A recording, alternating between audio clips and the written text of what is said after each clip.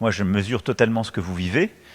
Il se trouve que, je ne vais pas m'étendre ici, mais j'ai été personnellement, ou mon épouse encore plus que moi, confronté au même genre de choses. On est totalement démunis.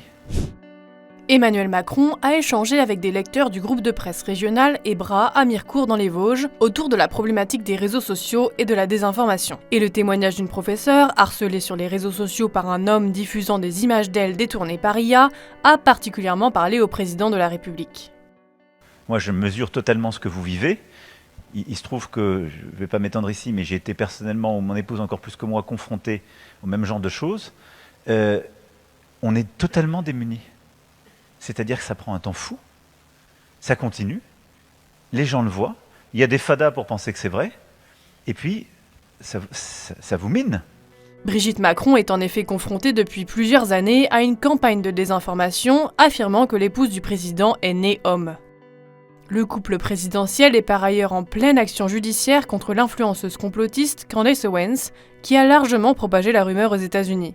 Plus récemment, elle a même accusé le chef de l'État d'avoir commandité son assassinat ou la Légion étrangère d'avoir entraîné le meurtrier de Charlie Kirk. Face à ce type de désinformation, Emmanuel Macron dit vouloir instaurer la possibilité d'une action judiciaire en référé permettant de bloquer en urgence la diffusion de toute fausse information attentatoire à la dignité d'une personne.